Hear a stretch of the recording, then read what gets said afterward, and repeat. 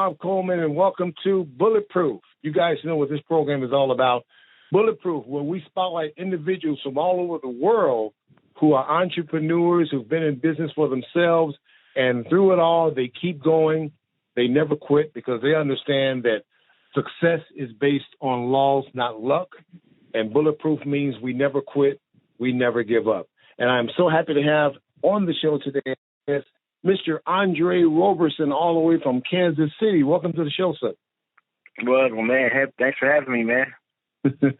Well, welcome to Bulletproof, man. This is the show where we give you the opportunity to tell a little bit about yourself, a little bit about your journey, what makes you bulletproof. So let's start with telling our listening audience a little bit about yourself. Cool. Well, I'm Andre Roberson. I'm 36 years young, born and raised in Kansas City. And honestly, I'm just a guy who has extraordinary dreams and a great work ethic. Never really done anything special. Never thought of myself as anything special. Just somebody who has a great work ethic and tenacity towards everything that I want in life. You know what I mean? Born and raised by a mother and father who taught me the ins and outs of working hard. You know, hard work is something that was definitely pushed throughout our household, but they never taught me entrepreneurship, right? I grew up in a family where there weren't too many entrepreneurs around. And I didn't really get into an entrepreneur journey until I was almost 30-something years old. So, yeah, man, ordinary background, just somebody that's been blessed to be able to find a couple of vehicles that can help me chase the dreams that are in my heart, man.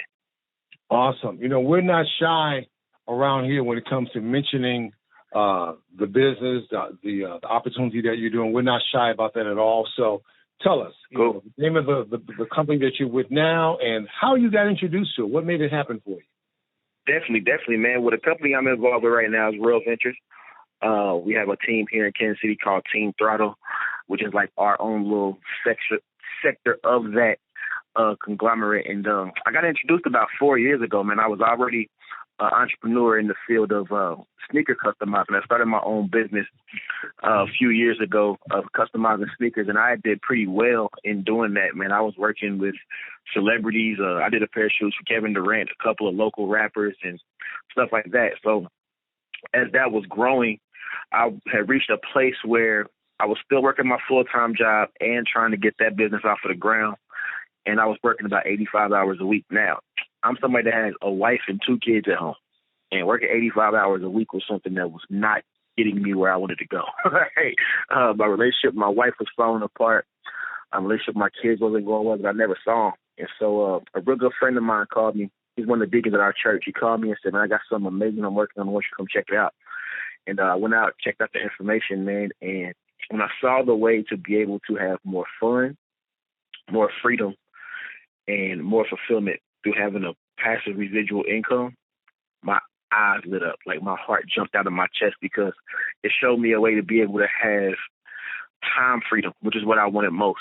You know, I was missing my kids growing up. I was missing my wife. And I had no problem working hard. I just wanted to find something that I could work hard at. One of my mentors told me, he said, the worst thing in life is to have your ladder up against the building of success and to get to the top of it and find out you climbed the wrong building.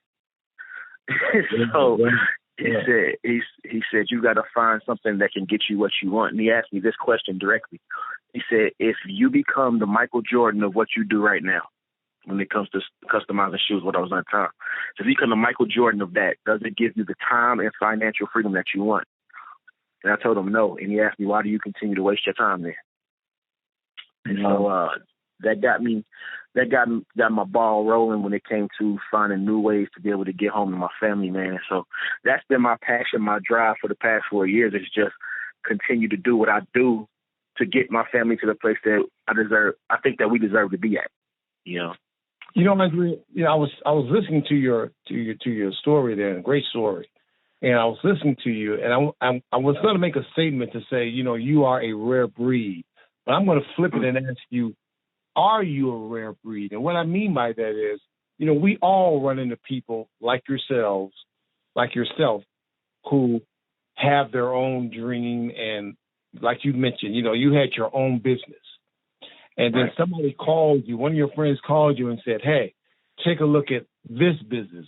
So many times, especially in this industry, so many times we run into people like you, but they are so blinded by what they're doing, they refuse to take a look at they refuse to take a look at something else.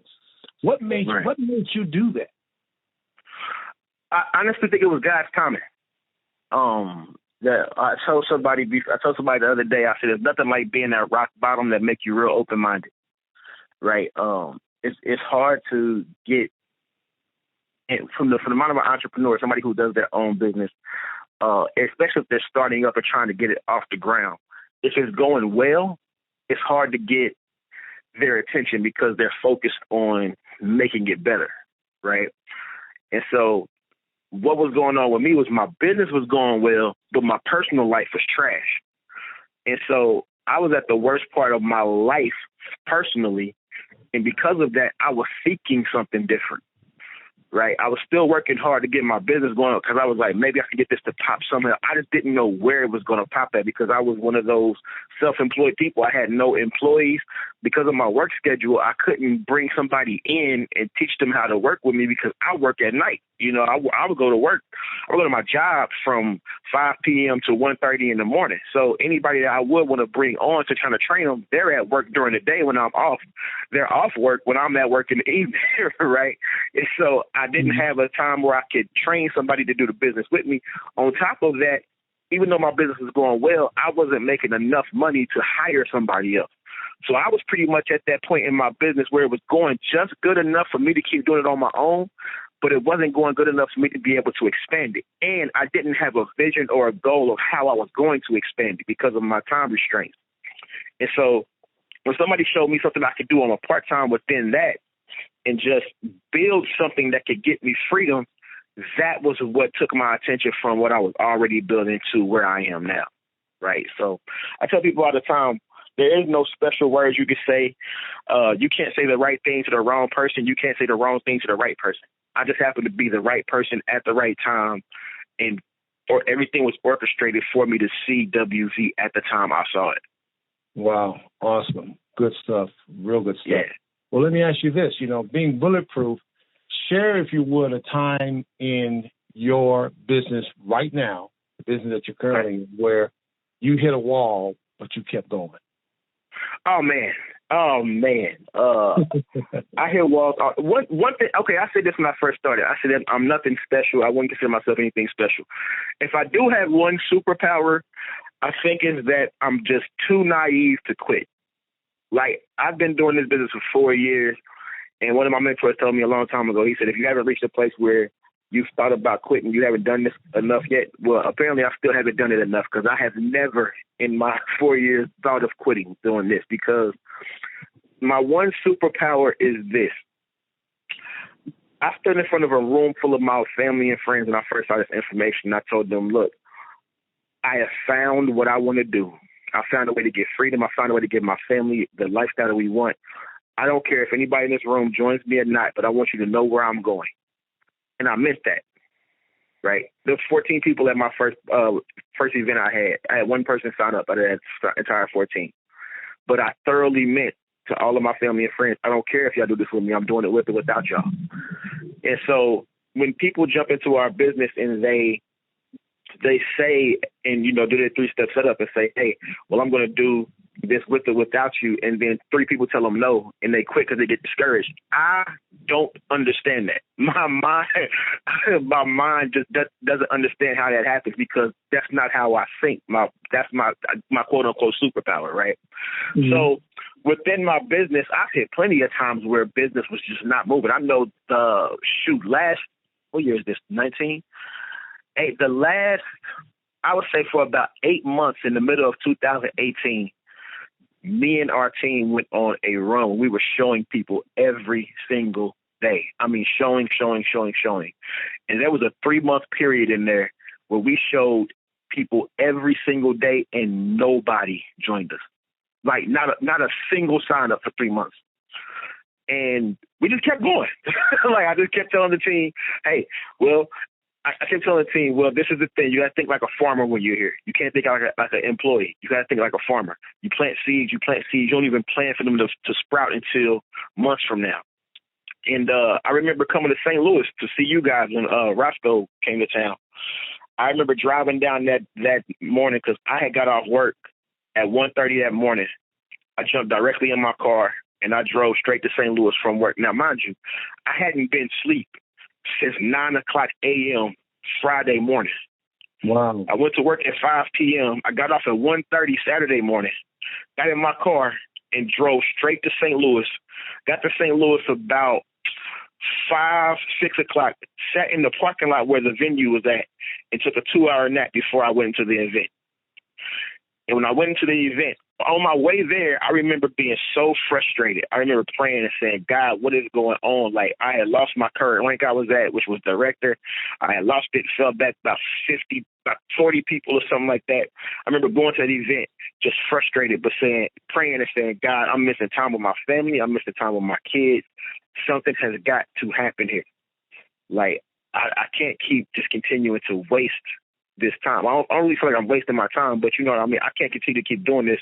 I got to see some kind of results here ASAP. Mm-hmm. And I went into that event, just hungry for whatever. I've known Roscoe for a little while, so I told him, I said, man, whatever you're doing after this, I'm staying with you.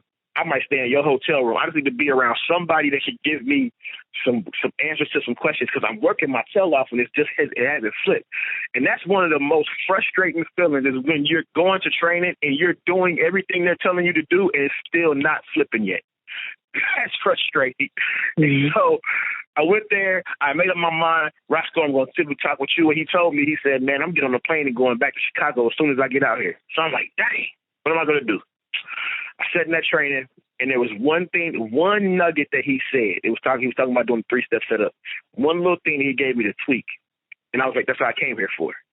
I went from there, that event. I had a friend of mine who lives in St. Louis. I went to their house, showed them the deal. They loved it. They signed up. I didn't even have to go through training them on how to do a travel party. They started asking me, can we have some people over here tomorrow? Will you stay the night with us tonight and then come back and leave tomorrow if we have some people come over after church? I'm like, sure. They invited about 30 people. Out of that 30, 10 showed up. Out of that 10, we signed up 5 of them. This is when we had the $99 promotion. By the time I got back to Kansas City, I don't know what my Kansas City team saw people going in the system here in St. Louis. Mm-hmm. And within a week, 7 days, as an organization, I think we put in about 50-something members. Wow! And got my rank back, hit that $10,000 bonus. It was amazing to see how God literally answered the prayer that I had been praying when I went down there. Something's got to change. Something's got to crack because I've been consistent. I've been working. I've been running the system the way that it's supposed to be ran, but it's just a drought period. But one thing that I know is that droughts don't last forever. It has to flip at one point in time. I'm a Bible believing Christian. I love Jesus, so I'm not gonna push it on anybody else. But just from my beliefs and my standpoints, you know, when I read the Bible, there's a passage in Proverbs that says, a man who is diligent in his works, he will stand before kings. He will not stand before obscure men. Meaning, if you are consistent and persistent, inconsistent and persistent, you will continue to be diligent. Continue. When it doesn't feel like it's working, keep doing it. When it doesn't feel like it's working, keep doing it. Eventually, it will work, and you will be recognized for your hard work that you did in the dark by the people in the light. So that's just the things that I live by, man. Like, I will not quit. I can't imagine coming home one day and looking my wife and kids in the face and saying, y'all know that thing that we were doing? Well, I don't do it anymore. I'll die before I do that. Right? That's we talk about being bulletproof. That's one thing that I will not do. I will never let my kids see me be a quitter, ever. I'm trying to raise men in a culture where men are very passive. I have to teach my boys to be men that are consistent, that do what they say they're going to do, and that finish the things that they start. And so that's the thing that pushes me, man. Awesome, man. That is truly one of the most powerful bulletproof testimonies I've heard thus far. And we congratulate you. And being a part of that, what I mean by being a part of that is I remember that day well. I think that was the first day you and I ever met. Yeah, it was. But see that again, I tell people you never know what somebody else is going through. You never know. When I saw you, you were you were full of energy and you weren't complaining. You weren't saying, man, you know what I did? I haven't slept. You were engaged. Yeah. And so that says a lot. So man, congratulations for that. As we close, I'd like to give you a couple of minutes if you were to give some advice to anybody listening who may be looking to jump into these type waters, what advice would you give them? Jump. Jump. I will say this, man. One of my mentors told me a long time ago, he said, you can't be skeptical and broke. You got to pick one. Right? So if you're broke and you're looking for something, you never know how God is going to answer your prayers. When I saw this information, I had been praying for a way to spend more time with my family and how to be able to enjoy more life. I had no idea it was coming in the form of that 20-minute video that my man sent me down and watch. And so you only get one chance at this life. And my thing is this. Rather, the cost of doing something like this is maybe a couple $100. And at the end of the day, you got an option. You could jump in and try this and it doesn't work. That's the worst thing that happened. You're out a couple $100. But what if you jump in and you try this and it does everything that you wanted it to do? And you create generational wealth for your family from now on, and that no longer will anybody in your family have to say, hey, we're broke. No longer will anybody in your family have to say we can't afford that and have to just dumb down their dreams because of their financial situation, right? So spending a couple $100, I spent that on shoes I don't even have anymore, right? So the idea of starting a business that could change my family's life for a couple $100 and just trying it, it was definitely worth a shot. And it's definitely the next to the day I met Jesus, the day I met my wife, and the day my kids were born, the day I started doing this is the 5th greatest day of my life. And so I would advise you, jump in, get around a culture of people who are going towards somewhere, who want to win, and just hang around them and continue to put in the work. You're already working hard. Just start working hard towards your goals instead of your boss's goals. And so you do that, promise you can be unstoppable. Awesome. Well, brother, we appreciate your time. We know you're going to have nothing but success in the future. And just keep obviously doing what you're doing because obviously it's working for you. That's the program for today, guys. We call this program Bulletproof. You know what it's all about. We never quit. We never stop. And always remember, guys, that all of your get bulletproof. Have a good one.